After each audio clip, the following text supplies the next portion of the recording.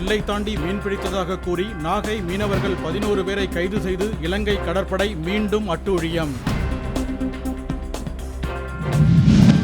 கருவறைக்குள் மனிதர்களுக்கிடையே சமத்துவம் நிலவ வேண்டும். முத்தமிழ் முருகன் மாநாட்டை தொடங்கி வைத்து முதலமைச்சர் ஸ்டாலின் பேச்சு.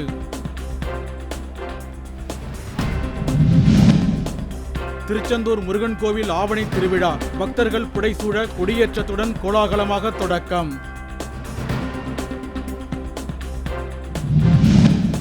பட்டமளிப்பு விழாக்களில் இந்திய பாரம்பரிய ஆடைகளை அணியுமாறு மருத்துவக் கல்லூரிகளுக்கு நடுவண் நலவாழ்வுத்துறை அறிவுறுத்தல்.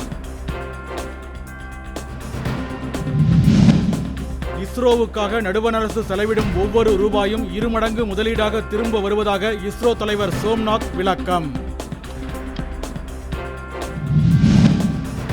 சீமான் உள்ளிட்ட நாம் தமிழர் கட்சியைச் சேர்ந்த 3 பேர் மீது மானநட்ட வழக்கு தொடரப்போவதாக திருச்சி காவல் கண்காணிப்பாளர் வருண்குமார் அறிவிப்பு. தேனி மாவட்டம் சுப்பலாபுரத்தில் மலைப்பகுதியை ஒட்டிய பகுதியில் பதுங்கியுள்ள கரடியை பிடிக்கும் பணியில் வனத்துறையினர் தீவிரம். ராணிப்பேட்டை மாவட்டம் வாலாஜா பகுதியில் தொடர் திருட்டில் ஈடுபட்டு வந்த 3 கொள்ளையர்கள் கைது. 10 பவுன் தங்க நகைகள் பறிமுதல். பாரிஸ் ஒலிம்பிக் போட்டியில் தகுதி நீக்கம் செய்யப்பட்ட மல்யுத்த வீராங்கனை வினேஷ் போகத் காங்கிரஸ் கட்சியில் சேர உள்ளதாக தகவல். மேற்கு திசை காற்றின் வேக மாறுபாடு காரணமாக தமிழகத்தில் மிதமான மழைக்கு வாய்ப்புள்ளதாக வானிலை ஆய்வு நடுவம் தகவல்.